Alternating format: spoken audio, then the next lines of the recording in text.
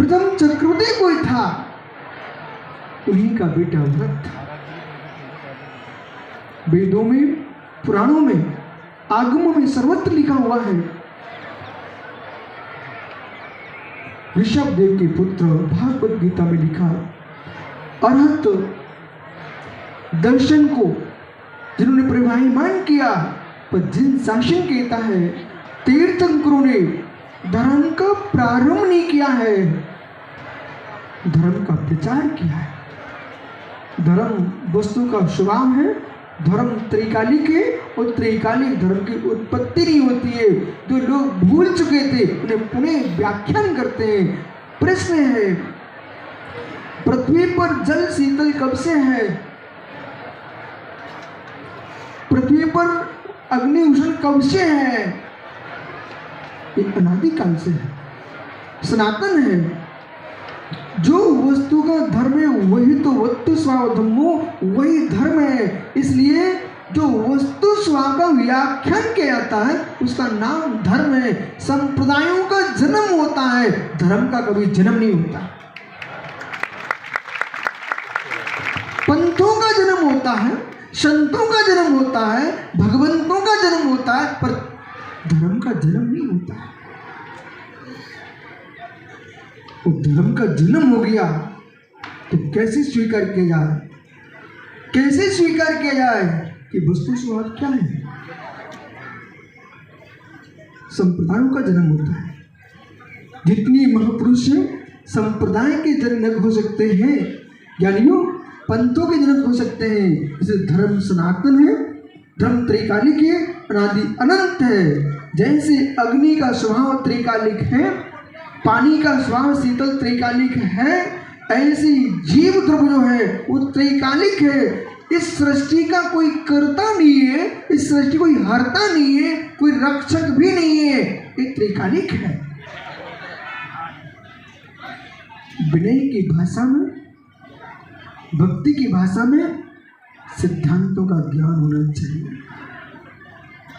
विनय की भाषा में, भक्ति की भाषा में सिद्धांतों का ज्ञान होना चाहिए है। भक्ति की भाषा में, पंडित जी आप दो अधिकारी बैठे हुए हैं, इनके घर आप पहुंचे, भोजन किया, तो दोनों कहते हैं पंडित जी साहब ये सब आपका ही है। ठीक, कहीं साधु महाराज पहुंच गए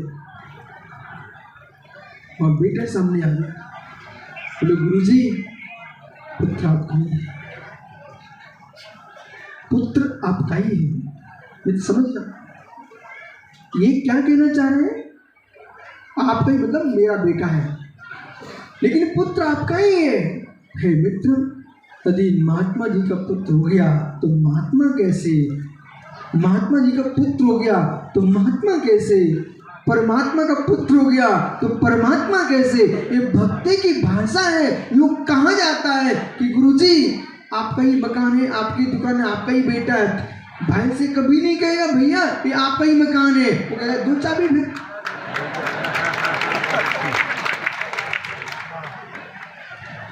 जगत बहुत चतुर है, उनसे ही कहते जो मांगने वाले नहीं है, जो कहे तुरंत दो भाई मकान की दुकान की चाबी, क्योंकि मेरा ही तो मेरा हिस्सा है। इसलिए कोई महात्मा से कोई श्रावक ग्रस्त यूं कहने लग जाए कि आपकी भूमि है महाराज, तो महाराज भूल मत कर लेना, उससे मांगना मत। वो भक्ति में बोल रहा था, तो मैं देने के लिए नहीं बोल रहा था। सुना शुद्ध सागरी आदत सागरी, किसी गृहस्थ ने कह दिया महाराज जी ये भूमि आपकी है, तो ये कह मत देना ठीक है मैं एक भवन बनाता हूँ, तीर्थ बनाता हूँ, रजिस्ट्री करा देना आप। बेचारा ऊपर से बोलेगा भीतर से रोएगा, बोले मेरे मुख से क्यों निकल गई ऐसी बात, महाराज तो लेने के लिए खड़े हो गए। मित्र,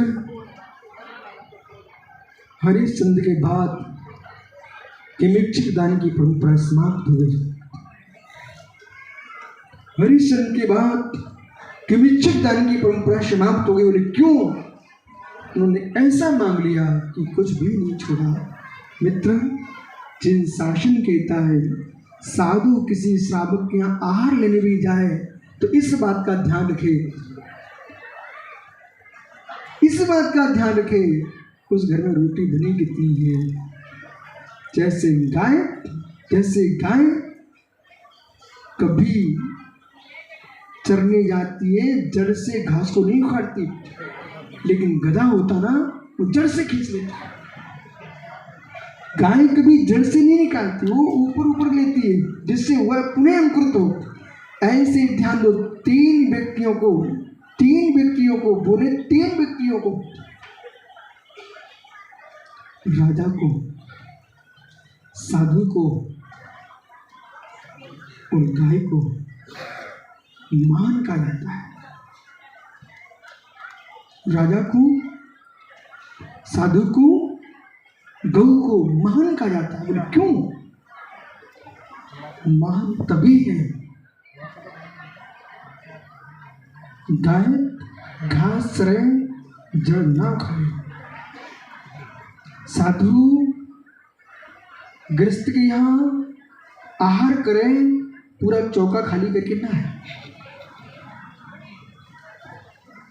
साधु कई दक्षिणा भी मांगते हो जिन परंपराओं में, कि उतनी दक्षिणा मांगे कि दक्षिणा देने वाला पुनः दे सके दूसरे को। लेकिन जैन परंपरा में दक्षिणा परंपरा नहीं है, या मात्र पानी पान दिगंबरा वे हाथ में मात्र श्रावक से कुछ लेते हैं तो आहार मात्र लेते हैं, श्री नहीं लेते हैं, स्त्री नहीं लेते हैं, धन धरती नहीं लेते हैं, मात्र शरीर को चलाने के लिए आहार लेते हैं। उस आहार में भी शर्त है, श्रावक के यहाँ यथालब्ध जो प्राप्त है उसको ग्रहण करें, परंतु मित्र इतना ध्यान रखें पूरा लेके न आए। कभी भैया आपने किसान को खेत में धान निकालते देखा? किसान को खेत में धान निकालते देखा? पूरे खेत के गेहूं निकाल लेगा, लेकिन मेड़ के एक खूंट पर कुछ पौधे छोड़ के आएगा। कोई किसान बैठा यहाँ पर अपने खेत में पूरी फसल निकालेगा, लेकिन एक खूंट पर कुछ छोड़ के आएगा। बोले क्यों? भगवान की पूजा, खेती पूरी खाली नहीं करनी पड़ती। पूजा कर रहे, द्रव्य चढ़ा रहे थाली में, ऐसे पूरी निकाल के नहीं जाना चाहिए। ये अज्ञानी लोग हैं। वो मालिक का काम अपना करता रहेगा, लेकिन आपको भगवान की पूजा करने के उपरांत थाली में कुछ द्रव्य छोड़ना चाहिए। तो इसका नाम है शेषाक्षत। शेषाक्षत, उन शेषाक्षतों को मस्तक पर छोड़ना चाहिए, तो मांगलिक है। प्रभु की पूजा समर्पण की आपने, द्रव्य पूरा तुमने यूं उड़ेल दिया, उल्टा करके आ गए, तुमने सब उल्टा कर दिया, अमंगल कर दिया है। जीव ना पड़े, दूसरी थाली टेकी। से साक्षात किसान ने खेत में, अपने खेत में खूंट पर कुछ पौधे छोड़े हुए, बोले क्यों? हे प्रभु हमारा खेत खाली ना हो, एक मंगल फूल छोड़ा।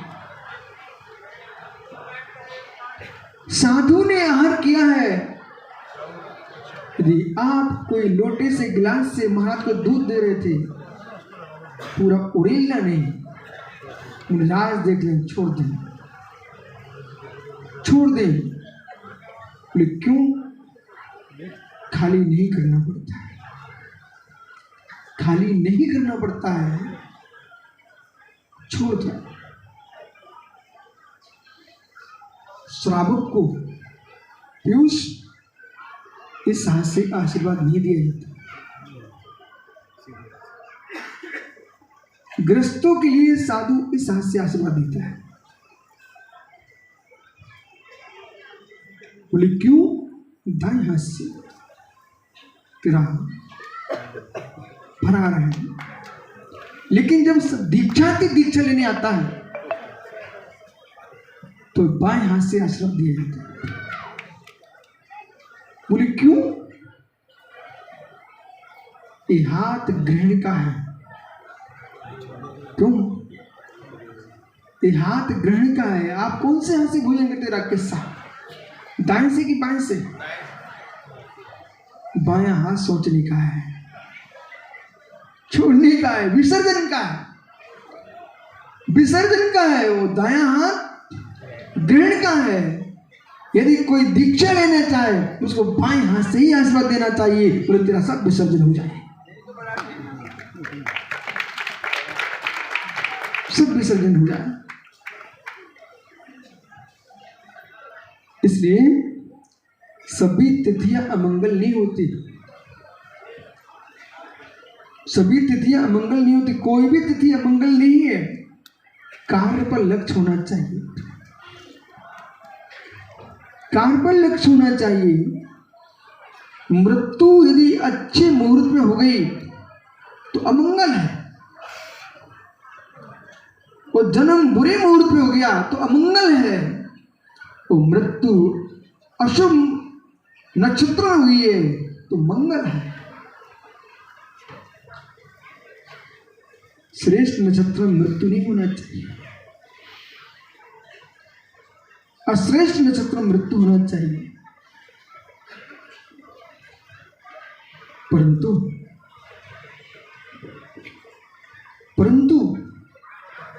जिसको निर्वाण प्राप्त करना है वो अमावस्या को भी निर्वाण को प्राप्त करे तो वो भी दीपावली बना देते हैं।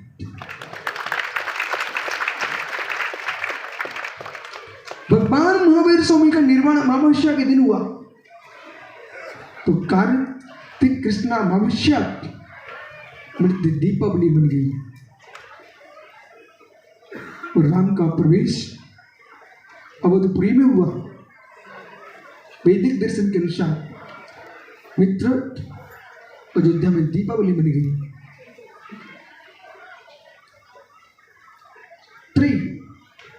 वार्ता दंड नीति, दंड नीति का भी ज्ञान होना चाहिए। जो श्रेष्ठ जन है उसका सम्मान होना चाहिए, और जो देश में विपरीतता फैलाए उनके लिए राजा को यमदंड होना चाहिए।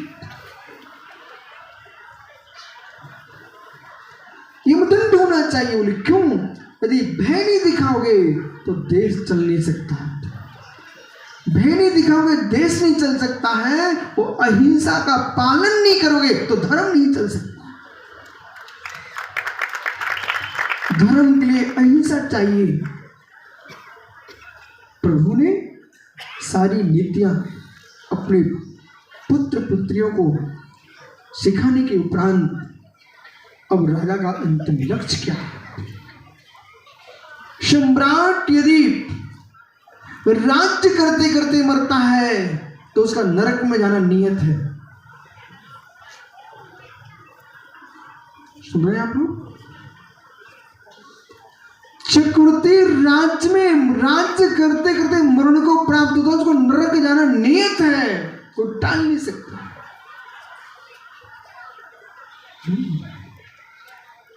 उसका नरक जाना नियत है। इसलिए संन्यास मार्ग रखा गया है। संन्यास मार्ग रखा गया है कि आपने प्रवृत्ति की है, अब निवृत्ति की ओर चलिए। और दीक्षा लेकर के समाधि को प्राप्त होता है तो स्वर्ग मोक्ष नियत है।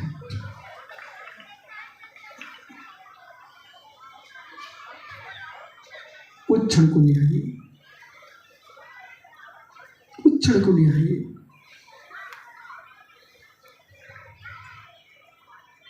जिसने सब कुछ किया, पूरे विश्व को मित्र सृष्टि का कर्ता बन के दिखाया, आदि ब्रह्म बन के आया हूं। एक छोटी सी झोपड़ी भैया गरीबी मोक्ष मार्ग नहीं है पवन भाई, गरीबी मोक्ष मार्ग नहीं है, अमीरी मोक्ष मार्ग नहीं है। समझ के समझना अनिकेत, गरीबी मोक्ष मार्ग नहीं है, अमीरी मोक्ष मार्ग नहीं है। कोई व्यक्ति ये ना सोच ले कि घर में कुछ नहीं बचा इसलिए साधु बन के चल दिए। कोई ये ना सोच ले घर में कुछ नहीं बचा इसलिए साधु बन के चल दिए। हे मित्र, आपको देश में ऐसे लोग मिल जाएंगे घर में खाने को नहीं है, भीख मांग के घर चला लेते हैं। घर में कुछ नहीं बचा राकेश पंडित, इसका मतलब वैराग्य नहीं है। व्यक्ति भीख मांग करके अपना घर चला रहा है, कोई डाका डाल करके घर चला रहा है, मित्र कोई तस्कर की आतंकी बन के अपना जीवन जी रहा है। लेकिन न गरीबी मित्र, न संकट, न विपत्तियां, मोक्ष मार्ग पर गरीब नहीं चलता, अमीर नहीं चलता, मोक्ष मार्ग पर वैराग्य चलता है। मोक्ष मार्ग पलायनवाद नहीं है।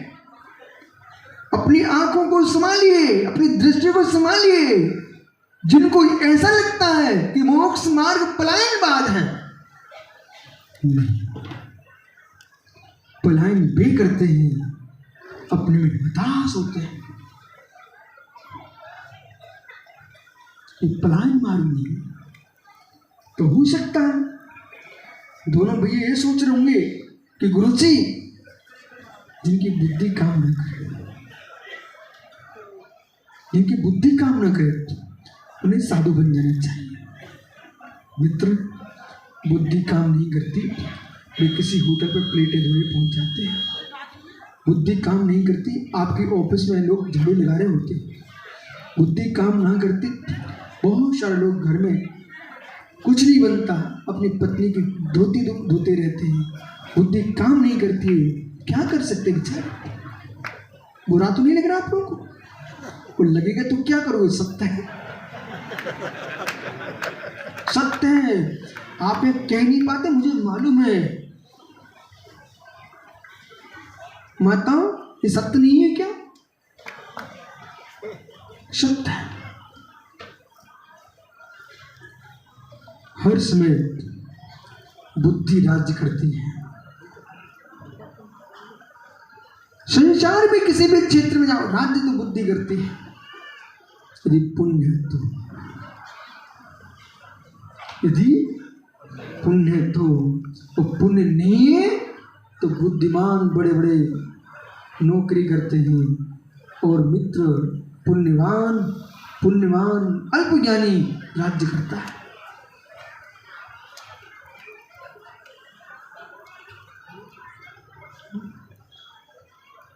इस बात को भी ध्यान रखना, जिनने पढ़ाई लिखाई की वे नौकर ही बन पाए। जिनने कोई पढ़ाई लिखी नहीं की, कुछ नहीं किया, पुण्य लेके आए थे, उनके यहाँ पढ़ा लिखा नौकरी कर रहा है।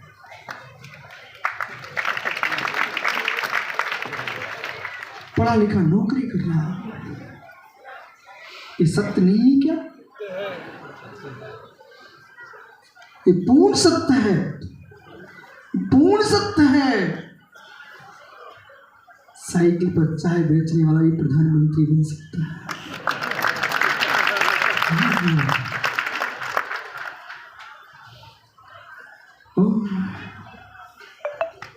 और जिन्होंने आगे बढ़ाया वे सेठी बने रहे।